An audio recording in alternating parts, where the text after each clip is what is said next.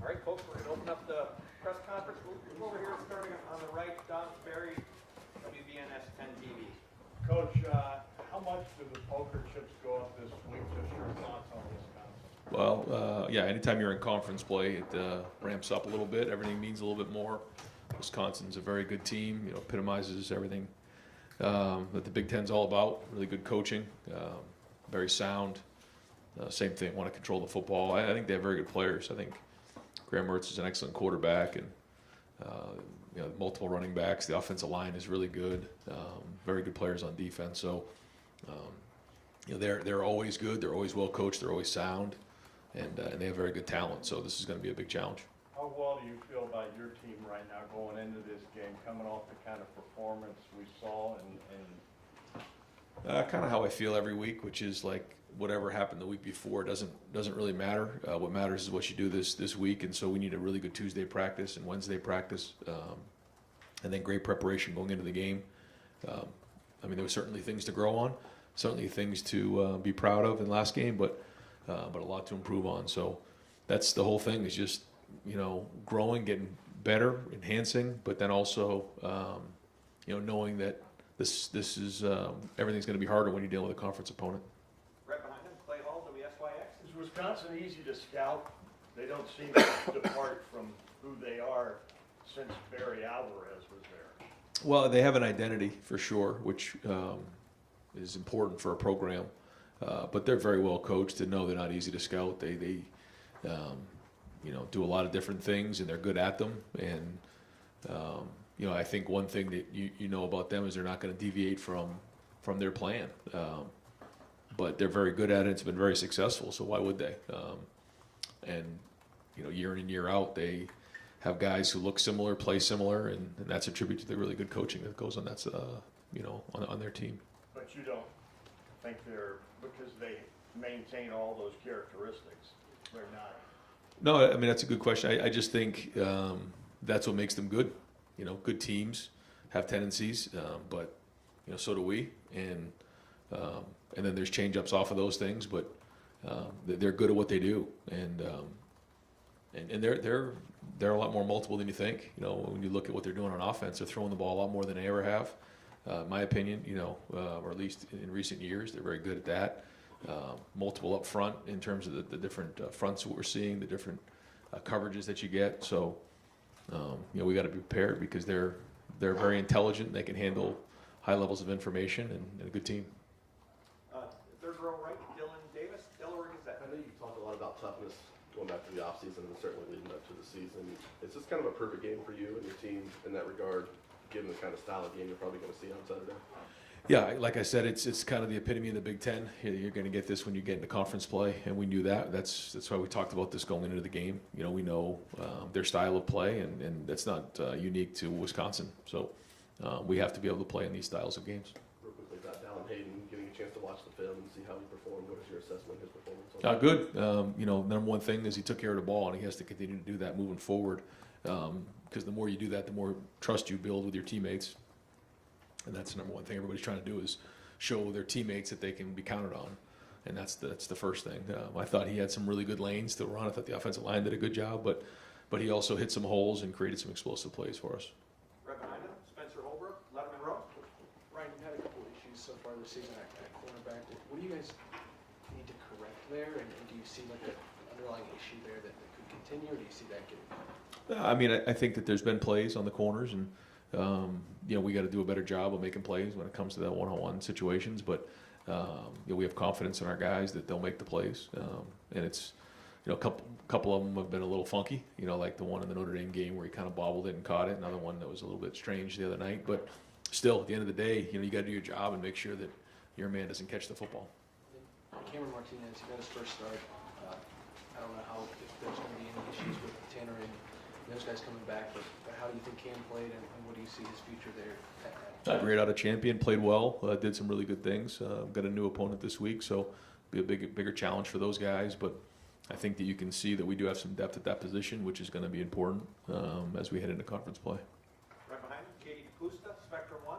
Hey, Coach, a little bit off topic is specifically about Wisconsin, but tonight Harry Miller is talking publicly about his mental health journey, and as an advocate for mental health, how important is that to see him sharing his journey with the community? I think it's unbelievable.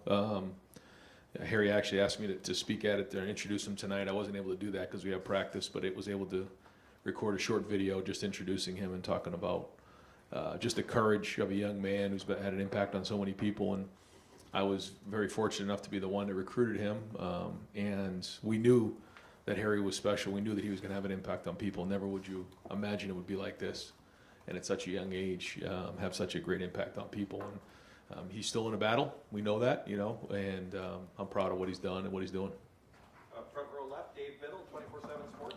Ryan, did you expect Cade to be this explosive in the passing game? I'm sure you expected a lot out of him as a blocker. Did you expect? He looks very explosive out there. Yeah, yes, we did, and that's kind of what we want out of the tight end position. And when he's had his opportunities, he's made plays so far. But you can see, first off, that he can block. He's done a good job in protection, and now he's shown what he can do on the perimeter, and certainly in pass, run past conflicts, and he can run. I mean, he's an athletic player. Was a really good basketball player in high school. He's got good ball skills. When you're playing tight end, you have to do so many different job descriptions, and it's just a developmental position. But we saw the skill sets in him. Personally, I saw it a few years ago. We had a lot of conversations. He's kind of he has a defensive mentality at sometimes, and I think his heart was a little bit on defense. But then he realized that his ceiling was at tight end, and to his credit, he put his faith in us that we were going to try to do everything we could to develop him. No guarantees, but. So far, so good there, and he's got to keep building on it because he can be a weapon for us. I know you don't like talking about injuries, but what can you tell us about Travion? Do you expect he'll play this week? Yeah, yep. Same thing with him. It was just a short-term thing that we're expecting to happen for Saturday. Yeah. Third row left, Dan Hope, 11 Warriors. Ryan, you talked on Saturday about the offensive staff coming up with different packages for the offense. Kind of what's that process like between you and Kevin and all the other experienced coaches you have on the staff? Yeah, it's right in that room there. There's all kinds of all over the walls. It's just all this stuff here where you can draw over the walls. There's probably no open space. Just a bunch of people coming up with ideas, and when you're in that room, there can't be any egos. You got to try to just throw out ideas, and ultimately, Kevin and I make the final decisions. But Brian Hartline has tremendous ideas, and Justin Fry has really good ideas, and same thing with Tony and Corey. I mean, and we have a good group in there, and so.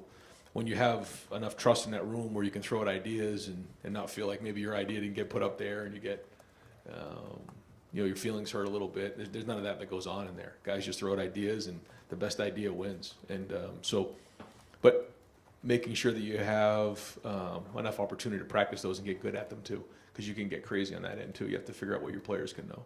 And it ultimately comes down to those guys, And I think the thing for us with CJ and some of the older guys, more veteran guys on offense, is we're getting some decent feedback on, the volume of plays, what plays they like, make sense.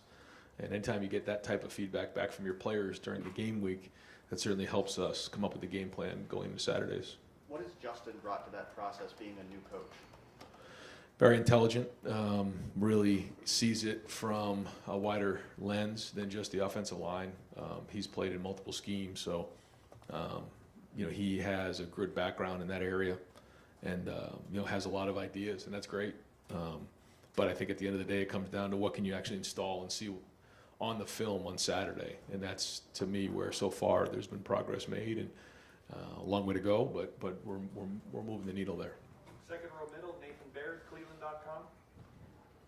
Kind of on the same topic a little bit, but when you're facing someone like Jim Leonard, the defensive coordinator, with his resume, I suppose, like how much does that play into how you approach a game as a play caller? And on Saturday, as you're making decisions, are you thinking about the tendencies of that other guy across the way, or is it all just about your team? No, it's a great question. I got a lot of respect for Jim Leonard. I always have, going up against him, for a couple times here, and his defenses are always some of the best in the country. So, it's going to be a big challenge for us. But at the end of the day, it doesn't have anything to do with the coaches. It comes down to the players. What do the players know? What can the players do? And, as much as sometimes it seems like, matching wits between coordinators, sure, that comes into play. But at the end of the day, it's what do your players know? What can they execute on the field? You talked after the game, and I think you said it during the week last week, about how physical practice was last week. Was that something that just happened organically? Was it something that you and the staff were trying to instill last week? I mean, it's always an emphasis for us, but we know that has to be a big part of our game. And so, it's something we're emphasizing for sure, but the players responded, and it was what it was. I mean, if it's a good week of practice, you got to call it for what it is. If it's not a good week of practice, you got to call it for what it is, and typically that has an effect on the game on Saturday. So I think I mentioned this before. I get more anxious and worked up on Tuesday, Wednesday than I do on Saturday, because the work and preparation that needs to be done here in the next 48 hours is so important to how well you play on Saturday. Because if you've seen it on film and you've physically done it, it's just a matter of being competitive excellence. If you haven't done that, then now you're just you're hoping that it works out that way on Saturdays. And so that's why this is so important to do a great job on Tuesday and Wednesday. Last week you said Jordan Hancock sounded like he might be close to playing, but then he was inactive. Where's his status right now? It's been a while now since he's practiced for us, and we still think that he's close, but he's not where he needs to be just yet to get on the field. Fourth row middle, Pat Murphy, 24/7 Sports. Ryan, you guys started the season with Notre Dame. You opened Big Ten with Wisconsin. Do you like getting these challenges? Or I guess, what are your thoughts on getting these challenges out of the way early? I don't know. We play 9 conference games, so those are always going to be hard. And then when you add Notre Dame in there, there's 10. So, 10 out of the 12 are going to be this way. It's just kind of the way it goes. So that's where the competitive excellent conversation comes into play. And you got to be ready to go from the jump, and you got to play well the whole season. So, it's something that we knew going into the season, and it is what it is, and this is what we got to do. And the cross-division games, when maybe you don't see Wisconsin or other teams that you have on your schedule each year as often, Right. How much does that change what you guys have to do preparation-wise, film? Yeah, we have played them, so it's not like we haven't seen them at all. Some teams, like, maybe you don't see for like 3 or 4 years, maybe longer. But, we have played Wisconsin. We played them twice that one year, and certainly keep an eye on them. And then there's also the crossover games that you see on film on a week-to-week basis. So, but it is a little bit different because it's not like you play them every year. So, it's the same for both sides. It's just who can handle it better. Front row right, Austin Ward, Rivals, 97.1 The Fan. Ryan, after the game, Kevin was sort of talking about Mayan and Dallin having this one-cut style and committing to it and going, getting their pads vertical. Have you all felt that Trey has been at that same level with that, or maybe trying to do too much at times? How have you felt when he's been out there, not on Saturday, obviously? Yeah. I thought he, even in the few reps that he had early in the game, I thought he was running hard. And I thought in the Notre Dame game he ran hard, in the 4-minute drill especially. So I think that whole room is getting a mentality of running hard and taking some pride in that. And that goes, with the mentality of the offensive line and the tight ends and kind of everybody on offense kind of want that edge about him. So I think he's done his part so far, and I know that all of those guys want to run hard and be physical. Just thinking back to, like, J.K. admitted in 18 that he struggled with that and was trying to hit home runs, and that was that sophomore year after a good freshman year. I didn't know if there were parallels to that, if that's something that elite running backs, think they can do it every time and want to do it every time, or if they have to get through that, or what that process is like. No, I think it's a good point. It's something that we kind of learned in JK's second year, is that you don't want to get anybody dinged up, but they have to learn to play on contact, and they have to learn to run through things, and it's something that we've talked to Trey about a bunch, and I think we've been all over it. I think Tony's been all over it, and I think he's run that way so far this year. I haven't seen anything other than that. So, but it's something we always keep an eye on. Third row right, Tony Gervin, Buckeye Huddle. Ryan, prior to this past game, when was the last time you called a fullback dive? I think I ran a fullback dive when I was in college, but I don't think we've called the fullback dive. That's the first time you've ever called one as a play caller? Yes. Going back to the question about the coaches who put stuff in and the ideas, whose idea was the eye form? And how much has that been related to your call for toughness? Yeah, I think we have the right people in place to get into some of those formations now. I think you look at the tight ends. We actually had Josh Friars, our extra tight end in the game, who's very athletic, and then you have Cade and G and Joe and Mitch. So you have some guys who can get into those sets, which gives us a little bit of flexibility there. Kevin has a background with I formation. When Justin and I were together at Boston College, our 2-minute drill was, power to the right, so we threw the ball like about, 6 times a game. Everybody in that room has, background in that style of play, and there's a place for it when you have those styles of guys in your room, and the versatility helps you, and it's something we're trying to build on. Is it a challenge to the players as well? I think they like it, right? I think that it's just a different feel when you're under center and you're coming at people as opposed to being in the gun. And I think when you're just one way, then the defenses do a great job now. I mean, they're really good of kind of teeing off on you. So when you can change things up a little bit, I think it gives a little bit of diversity to your offense. Deep center, Jeremy Birmingham, right? When it comes to recruiting stuff, do you guys use rankings nationally as more of a starting point or a comparison point for what your personal evaluations are? And how hard is it to sort of pull away from the lure of chasing those on the trail? Well, we're definitely aware of it. We have our own evaluations, as you know, and we kind of rank our guys and go through, and then every once in a while we'll say, what do they rank nationally on some of the publications, just to get an idea. Typically, the higher rated guys are a little bit harder to get, and that's just the way it is. Doesn't mean that maybe they're the right fit for us, or our evaluation is in line with what maybe that ranking is. And so we try to find the right fit for us. And it's pretty close. The guys who are ranked high are usually really good football players. And maybe there's a couple that aren't. So yeah, I mean, when there's somebody out there that we evaluate very highly, that's high on our list, that is highly recruited, we're competitive, we want to go get them. Quick pivot away from that.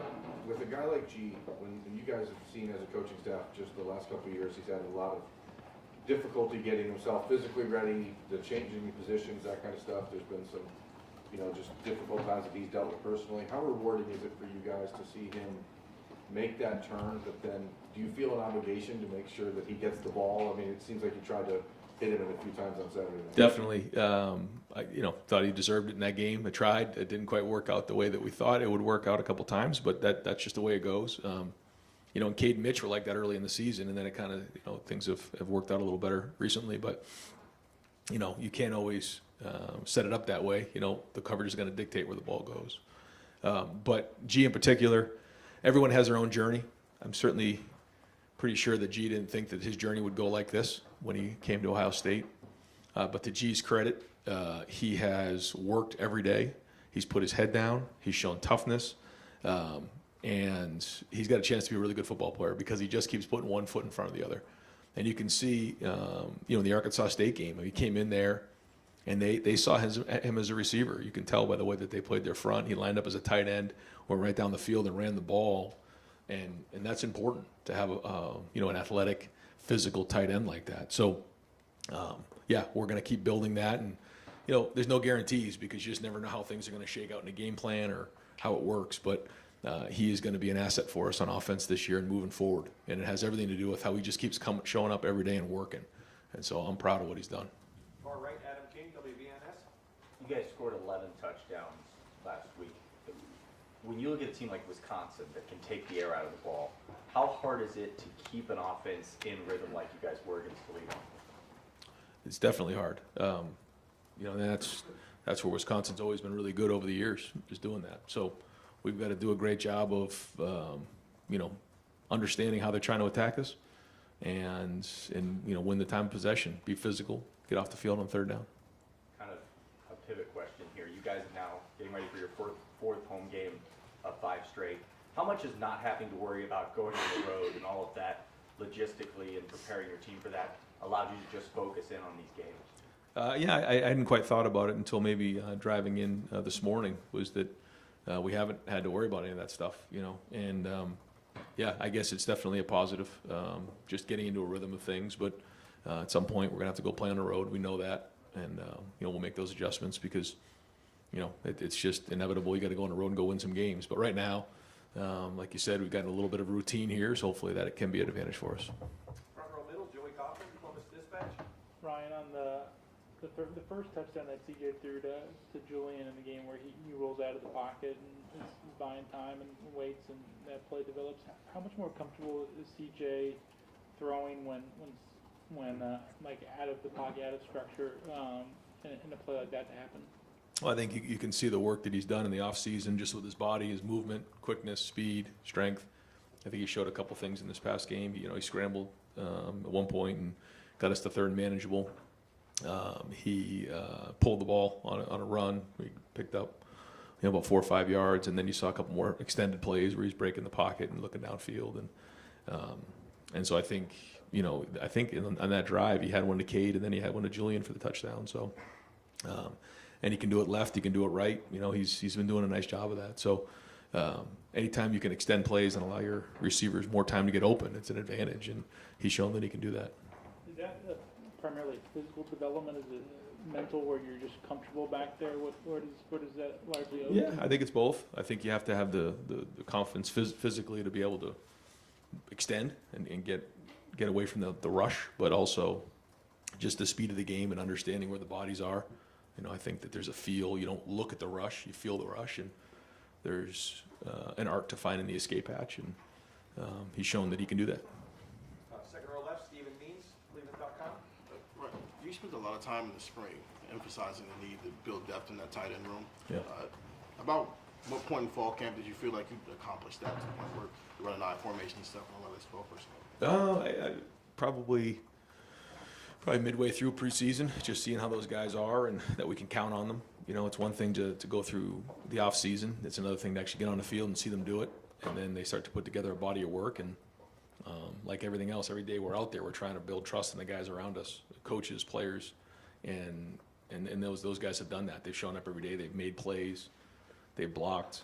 You know, and again, those tight ends, you know, they have to go block a 7 technique. Then they have to, you know, against, you know, JTT or Zach Harrison or whoever they're blocking, right? Then the next play, they have to pick up a blitz of Tommy Eichenberg, and then the next one, they got to go get open against a safety or a corner on the perimeter. You know, those are not easy to do, and so it takes time to develop those skills, but they've made progress, and we've made progress there. Still, again, building on it, but I think there's been a lot of positive there. Cade's obviously proven he can be a weapon for you in the passing game, but so did Jimmy Rucker, so did Luke Farrell. Is him being maybe more involved at this point a reflection on his development, or maybe CJ's development, maybe getting to, you know, other reasons? Yeah, maybe a combination of everything, you know, whatever that is. But you know, give Cade credit when he's had a chance to make plays, he's made them. Right next door, Stephen Hellwagen, 24/7 Sports. Yeah, the last time you guys played Wisconsin, game 2019, you were behind 21-7 at halftime, and you haven't played them the last 2 years, so 3/4 of your team's never lined up and played against Wisconsin. Right. Understands the physicality, perhaps. Just they're not ranked. They lost to Washington State. Just from a psychological standpoint, what do you have to do to impart to everybody that this is a team that can beat anybody in the country on any given day? Right, and without sounding like a broken record, you know, that's what it is every week. And any team can beat you, and you can beat any team. And now you can say that once, or you can keep saying it till you're blue in the face. But the guys have to listen, and they got to believe in you. And we know about Wisconsin. We know the style of play. We know exactly what we have to do. But that doesn't mean it's going to happen. We got to go do it on Saturday. And this is a very good team that plays really hard and takes care of the football. So we're going to talk to them about all those types of things and challenge them. But again, this is not something that's just coming up right here at 2:30 team meeting. I mean, we've been talking about this for a long time, and knowing that every week it's going to be a new challenge. You know, what are these challenges? A lot of them are the same.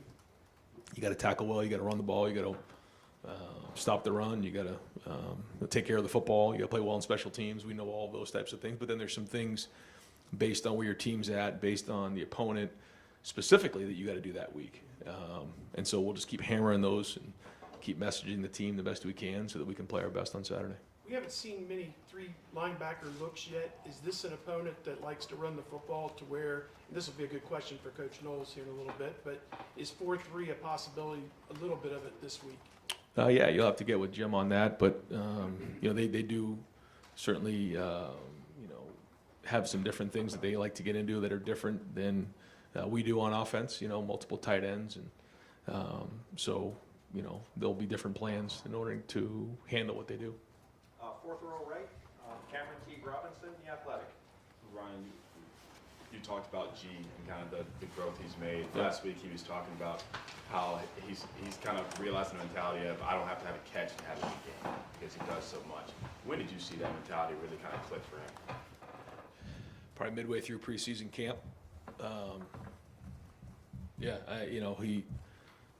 That approach tells you everything you need to know about his growth and where he's going. And then I'm proud of him for that. And so that's got to mean something moving forward. So what does it mean this week? I don't know. What does it mean in 2 weeks? I don't know. But if he continues to work like this, good things are going to happen to him. And you mentioned everything the tight ends have to do. How do you evaluate them week to week? And like you said, sometimes they're picking up a blitz, they're defending a D-line, running around. Yeah, we do the best we can to grade them. Kevin does a really good job of developing tight ends, and I think he's done a great job with this room. They're an intelligent group. They're a competitive group. They all come from different backgrounds. It's kind of it's fun to see them all together in one room. But he pushes them hard, drives them hard, and I think you see that with their style of play. But we just like anybody else, we have a grading system every Saturday, and we go through and we have champions, and I think 3 of them graded out as champions, so it's good. Yeah, I think K did, and I believe G did, and I think Mitch did as well. Yeah. Second row right, Bill Landis, The Athletic. No? Rivals? I know you don't script scramble throws, but over the course of the spring and preseason, maybe as you saw CJ excelling in some of those, did you think, and saw his physical gains as well, did you think to yourself, maybe we can work some more movement throws into the offense? Because it just seems like you guys have done a little bit more of that. Well, it's funny, in 7-on-7, Jim, it's actually not 7-on-7, it's 8-on-7 a lot of times. So he'll drop 8 guys a lot, and I think a couple of practices he had 9 guys in coverage during 7-on-7. So we can thank him for working on our scramble drills during 7-on-7. But to be honest with you, we actually have spent a lot of time talking about that, because when you have 8, 9 guys in coverage, that certainly changes all the windows, and sometimes you have to hang on to the ball. Like on the second and whatever that was, it was a 3-man rush that CJ had. He felt the 3-man rush, scrambled for 7 yards, and when you're dealing with 3-man rush, drop 8. Second part of the route is huge, and he saw that and he felt that. So we maybe not had seen that the last couple of years, and so as we break the pocket and work the scramble drill, there's just a lot of feel to that, and nothing scripted. It's just like you said, but instead of just checking the ball down sometimes, or instead of just throwing the ball away, we'll actually break contain and work that and coach that off of film, and it's shown up on film. So that's been a positive. Yeah. He said, CJ said on the one he threw out of the back of the end zone, you were in the back of his head. He didn't want to force it and get yelled at, I guess. But with him, sometimes he'll throw a ball in that situation, and I think some of us think to ourselves, boy, that was pretty risky. But when you coach that, if it's complete, is it a good throw, or do you still say, hey, I know that worked, but maybe don't do that next time? Yeah, I think it's a great question. You have to decide whether it was a good decision or not. And you can't look at the result if you're focused on the process. And that is not just in that situation. That's for a lot of guys. When you might be a offensive lineman, you don't use good technique, but maybe you get away with it on a snap because you're really talented. Is it the right technique to use, or is it just because you got away with it there? Because when you go against yourself, when it's a matchup situation, what are you going to use to have that advantage? And so we look at that in all situations. Was that a good play? And you can't look at the result, because sometimes the results skew, and that's hard to do. easier said than done, but it's something that our team and our coaches and our players have been challenged with, especially coming off the last game. Right next door, Doug Maurice, Cleveland.com. Ryan, I know you're not in charge of this, but maybe you have an opinion. Fourth home game, third night game. Great. Love all the night games. Awesome. Or does it feel like a little much? It's been good for recruiting. Those are long days. They are. I do like when a noon game is done at about 4:30 and you can go home and enjoy the rest of the day. But I also love seeing Buckeye Nation, 105,000 people strong. St. John's Arena was rocking. The stadium was rocking. And that was great. And the electricity of the Horseshoe for a night game, there's nothing like it. And so that's the give and take, I guess. I'm good. I'm excited we have a night game. I'm excited to see Buckeye Nation again come out and support our guys. And we really like to be loud in this one. You know, I was thinking about the game in 19. You know, that was a noon game. This is a night game. So Buckeye Nation's got all day to get excited and get fired up. And let's go make this the loudest it's ever been. The discussion that comes up a lot with opponents like Wisconsin about identity, right? Yep. So from your standpoint, Ohio State, again, it's not what we think, it's how opponents view you, right? What's the balance between we want to have an identity, but we also want to break tendency at time, we don't want to be too predictable. How do you go about balancing that?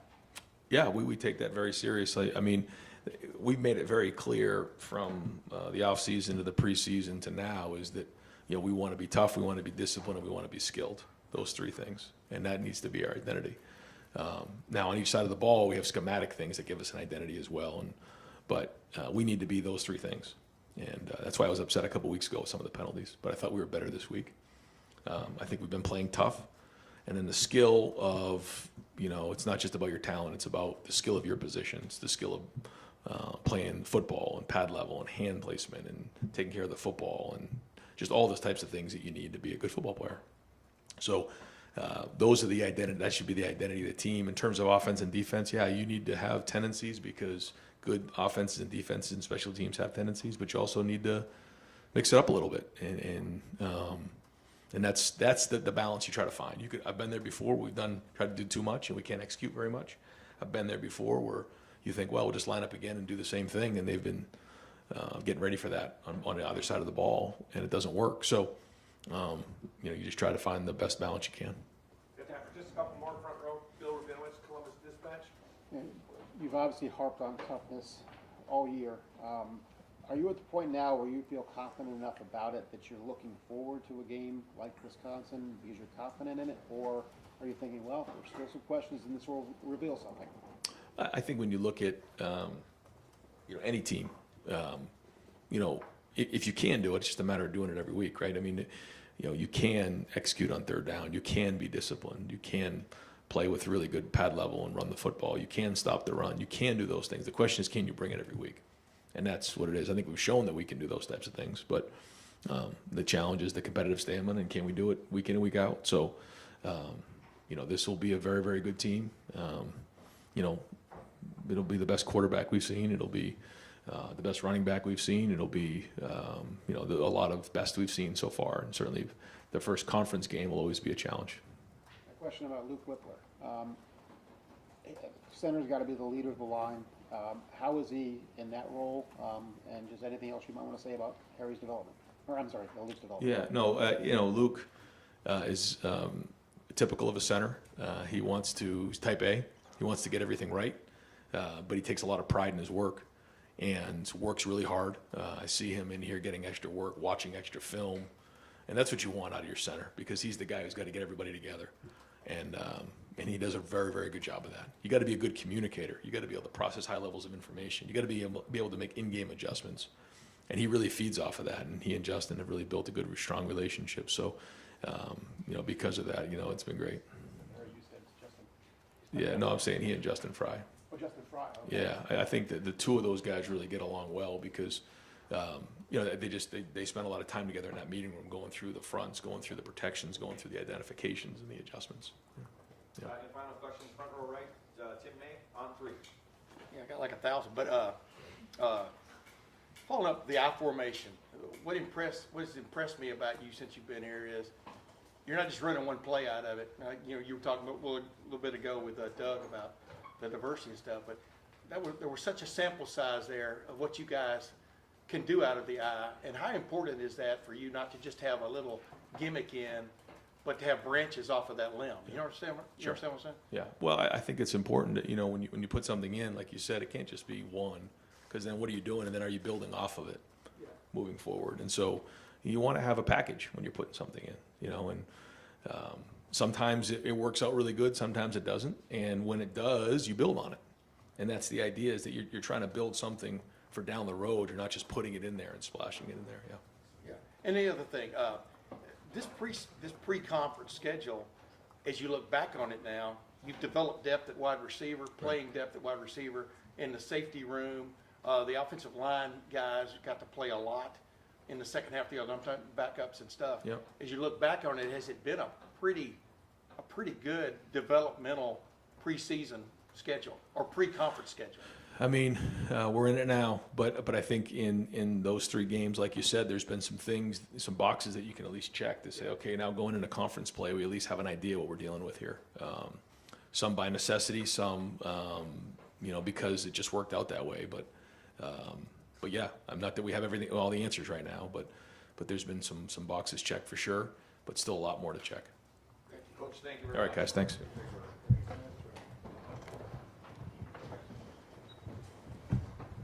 All right, folks, we're going to bring Coach Jim Knowles down. We got him for about 15 minutes. So, open up the floor, far left, Andy Anders, Buckeye Sports Bulletin. Yes, Jim, I know we've asked several questions about him throughout the season, but I just kind of wanted to get your thoughts on how his development has been. Say that, who was up? Lathan Ransom, what you've seen in terms of his development as he's got more snaps as the season has progressed. Yeah, you know, we've been bullish on Lathan from the time he first showed up in practice, right, because he was hurt. And he just gets better every week, you know, can now play multiple positions, just helping the defense more and more as he continues to learn, but love the way he plays. That physicality he showed in the box against Notre Dame, is that sort of chess piece helpful to have against kind of a similar offense? Yeah, when you have safeties who can cover and attack the line of scrimmage, it just makes your defense better, and we'll certainly need it this week. Deep left, Brendan Gulick, Buckeyes Now and Sports Illustrated. Hey, Coach, just kind of considering the different schemes you've seen these first 3 weeks, I know you obviously had no part in setting the schedule, but do you feel like you've gotten enough breadth of looks from an offense that you feel like you've seen lots of stuff as you get ready for conference play? Well, you never feel totally comfortable. I mean, that's, you know, life as a defense coordinator in big-time college football, because it's not the NFL. You change week to week in terms of what you face. But I think we have seen enough to coach off of, you know, and that's what you're looking for, real-life game examples to show your guys. And I think you're right. We've had enough of a variety to at least be ready for this situation. I want to ask you a question about Denzel Burke and just his level of attention to detail as he prepares. He's had some good moments. He's had some tough moments. Can you speak about how he preps for games? Denzel's serious about his craft, you know, comes in early, works with Coach Walt, does all the right things. You know, like I said before, it's life on an island is difficult, you know, and particularly at the Ohio State with all the attention, and he's just going to get better and better every week. You know, we have 100% confidence in him. Second row right, Doug Lesmerises, Cleveland.com.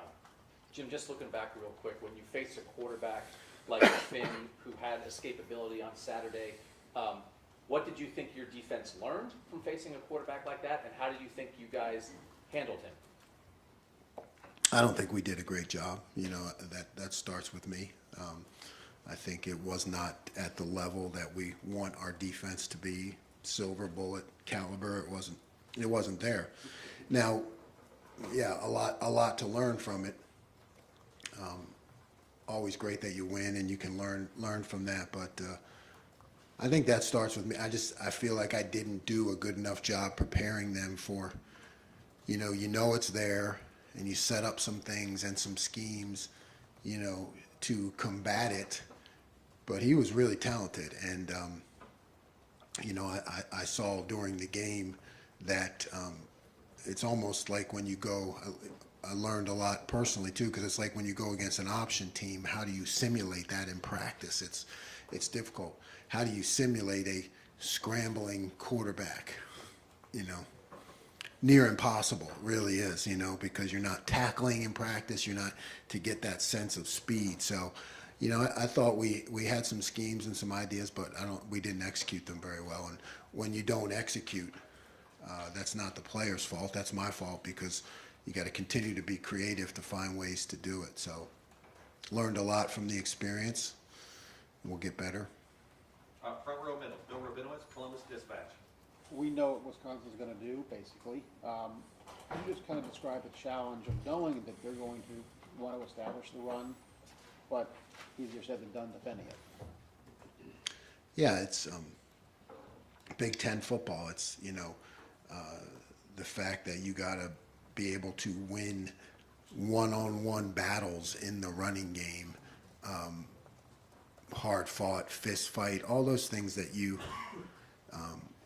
I think when you first start playing defense, as a kid, or you think about it, that's what you think of. Like, hey, I'm going to put my hand down, I'm going to defend the line, not going to, don't back up and fight, Now, as you get older and play defense, you think sacks and the glory and the game kind of changes. So, we just have to put that hard-nosed mindset and everything that Coach Mick does in the weight room, that's just all got to come down to, like you said, one play. I know you're going to run it.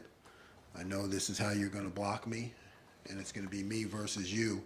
And we have to win those situations. So our guys need to just come out prepared, and we need to practice like that. And your run defense has been pretty good. I'm assuming you've been pretty happy with it? Yeah, it's been good. It can get a lot better. I think that last week could have been better.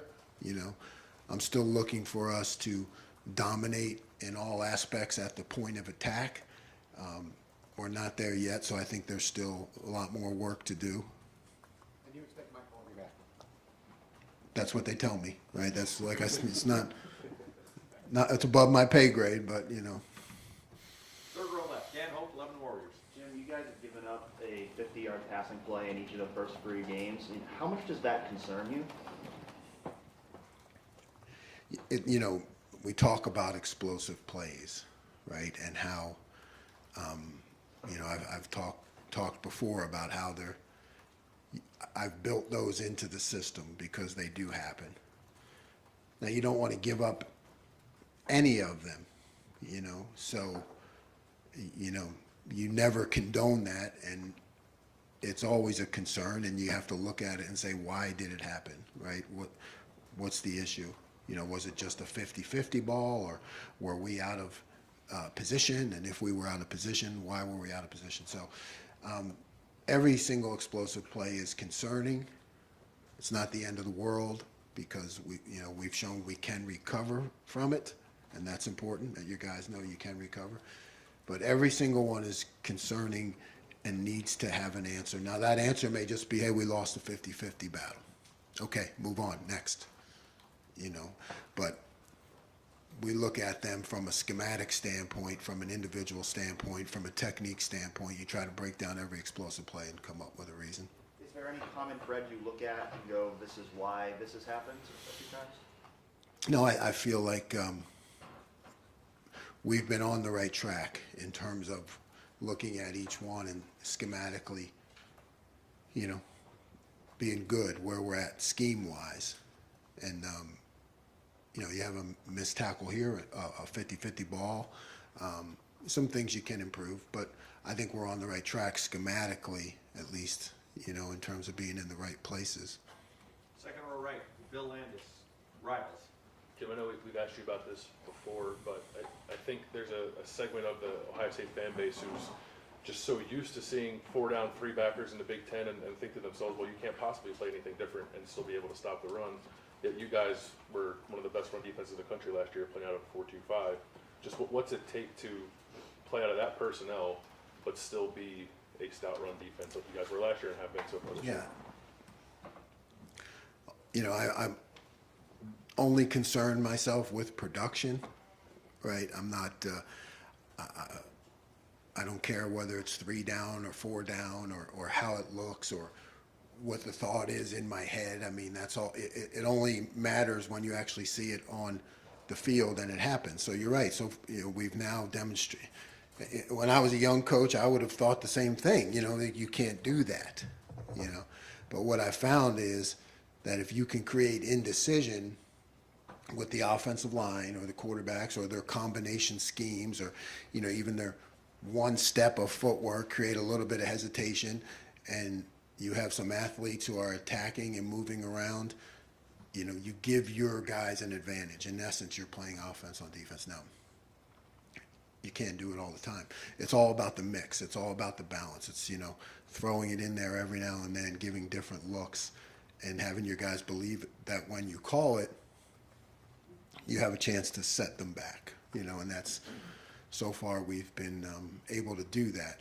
And that's with, you know, our opponent this week, if you can get them behind the sticks, you give yourself a better chance, right? Like option football, if they can roll along with a, you know, stay on track and on course, now the drives get longer, and our job is to get the ball back to the offense as quickly as possible. So that puts every really first down play at a premium to try to knock them off target, knock them off pace, and then every third down is gold because that's when you can get the ball back. Second row middle, Nathan Baird, Cleveland.com. It seemed like there were a lot of instances against Toledo where you had defenders who were within like an arm's length or less of getting a hand on Finn, but you were getting maybe the pressure you wanted, but a quarterback who could maybe exploit that in a way that a lot of quarterbacks won't be able to. I guess just how did you analyze how you guys were winning up front? Ryan was just in here talking about like kind of divorcing the result from whether you won the play or not. Were you able to do that at all defensively? Yeah, I mean, too much leaving of our feet, you know, where you know, you feel like you're behind and you end up leaving your feet, and then, you know, you're not going to make many plays that way, you know. So again, it goes back to, everything goes back to preparation. Everything goes back to, you know, what we did that week, you know, what, you know, coaches can, I had a plan for this, I had a plan for that. Well, you know, on the field, that didn't work. And I thought, you know, diving, leaving of the feet, you know, that's just like guys are feeling they're a step behind a scrambling quarterback. So that goes back to me in preparation. Like I said, I thought when it came to the scrambling quarterback, who we knew was talented, we got to be more creative in finding ways to practice that, because it's difficult to simulate in practice, but that's my job. Did you guys use someone, a non-quarterback on scout team at all? No, we didn't do that last week. No. Now, how much have you like followed Jim Leonard, and I don't know how much you like look at other defensive coordinators around the country. I assume you do some. Anything that stands out about just the approach that he has, or the approach that those teams have? No, I mean, you're always paying attention to who's doing well on defense, and they have been consistently very good. So I think they have a system and they run it, and you know, they know what they're doing. You know, all the things that I think you want to be as a defense coordinator, I think they've been showing it. You know, having a system that you can count on and having answers. Fourth row right, Cameron T. Robinson, The Athletic. Hey, Jim, Cam Martinez had to step in and play some big snaps for you guys in safety. Just when you watched him, how did you evaluate his game? I thought Cam did really well. I mean, I think I had confidence in him. I felt like he was game ready going into the season. And, you know, that's just the way I look at things. If I feel like guys are game ready, no matter what circumstance brings them into the game, then I'm completely comfortable with him and confident. And I felt that way about Cam, and I think he showed up, did a great job. You guys have had to play, kind of move that stage rotation around a little bit. Josh came out the first game, you went late, and just kind of what have you seen from that group as a whole, that whenever you're able to plug people in, they still been able to kind of get the job done for you guys? Understanding and continuing improvement of the scheme and the knowledge of the scheme allows your safeties to be multiple, right? To handle different positions and guys step up. So I going into the season, I felt good. I mean, I feel even better now because we've gone into games. Like I said, a lot of it is until you see it in a game, you know, it's like work in the laboratory, you know, but what I'm seeing in the game is I'm seeing safeties now who are understanding the system. Coach Perry's doing a great job, and now you can kind of plug and play guys, and that's a good thing for us. Front row right, Austin Ward, Rivals, 97.1 The Fan. Jim, we've seen how productive that Mike has been up front. Outside of him, how have you felt that interior of that defensive line has performed through these first 3 weeks? And you referenced, I guess, rushing, stopping the rush and the point of attack. Is that an area of emphasis for you? Yeah, absolutely. I mean, I think our tackles, you know, they haven't had many opportunities in the pass rush, but I felt, you know, if you look at us having good numbers against the run, then you have to. Those are the things that you don't see. You know, fans don't see it, or the casual observer doesn't see it. But if we're putting up good numbers in the run, then our tackles are doing the grunt work and doing a lot of good things. Front row right, Tim May, on 3. As you look at Wisconsin's offensive front, you know, analysts have said that they seem to be more of a developing front this year than that seasoned-looking Wisconsin teams have passed. What have you seen from them specifically? And then number 2, you look more at the Washington State film to see what Washington State had from the standpoint of success against them. How does that kind of work? Yeah, you want to, you know, you look at the highest caliber or quality opponent, and that was certainly a game that we focused on and will continue. But I think their offensive line is very solid. Now, you're right, I don't have the experience going back years with them, but you know, to me, they're as-built, big, physical guys, well-trained, and it'll be a battle. And the other thing quickly, you know, it seems like more and more teams now, this might be a different test this week, obviously. These are 2 heavyweights going at each other, but it seems like you guys are really getting, teams are trying to attack you on the edges, because that's where the tall grass is, right? Mm-hmm. How have you more and more geared up, especially your corners and the safeties, for what may be coming down the road in that regard?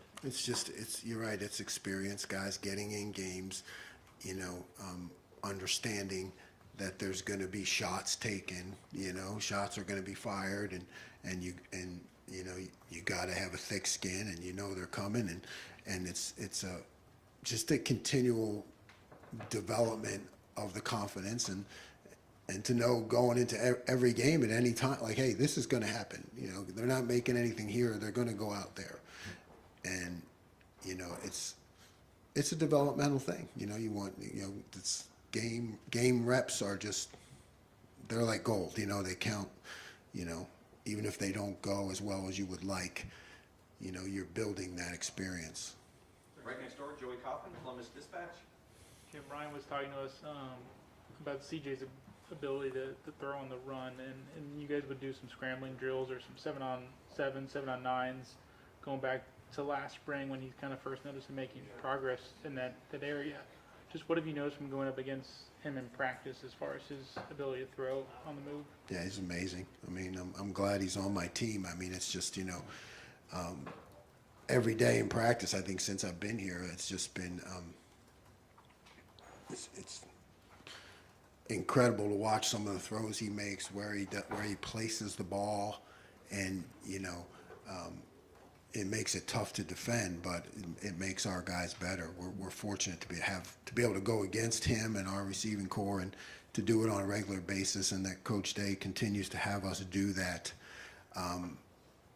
you know, Tuesdays and Wednesdays, no matter what. Doesn't matter that we're playing a team that's going to come out with 3 tight ends or a fullback, you know. I still want to spend time going against our offense with multiple receivers and the throwing game, because that's going to make us better as the season goes on. And how much harder is it defending the quarterback when he's able to do stuff outside structure? It changes the game, right? Once the pocket is broken, now all routes have changed, all schemes have changed, you know, because everybody is now converting routes, and defensive guys have to plaster, you know, we could find a guy and take him.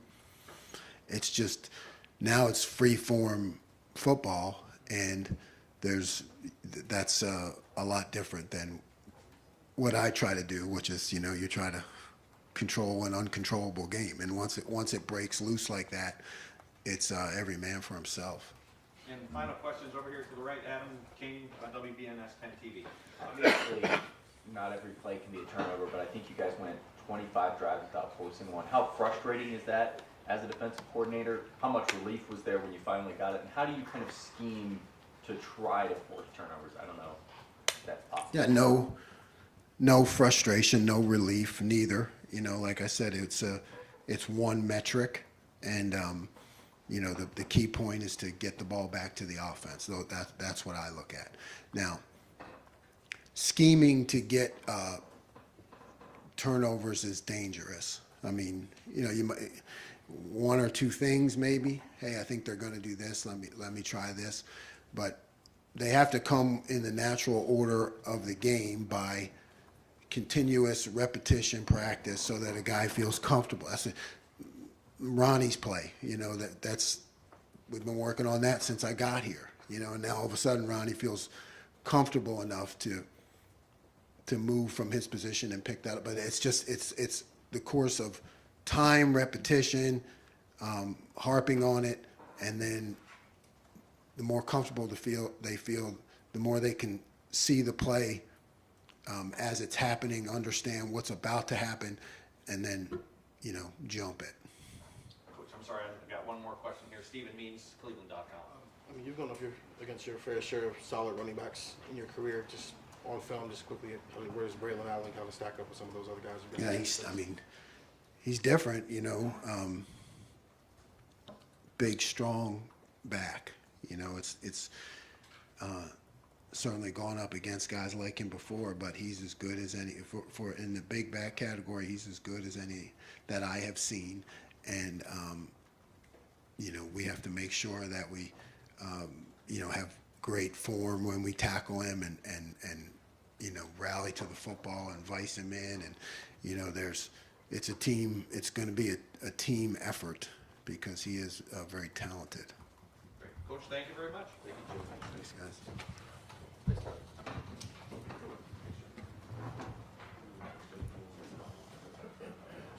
All right, folks, we should have CJ Stroud here before too long, probably a little bit closer to 1:30.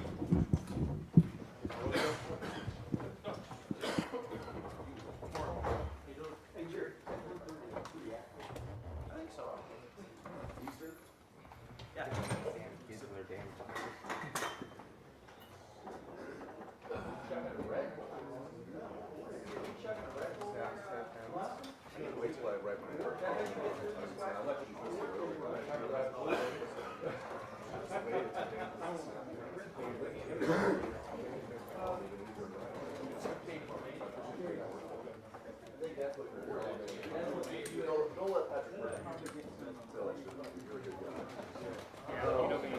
You know, Calvary's all the infield, but I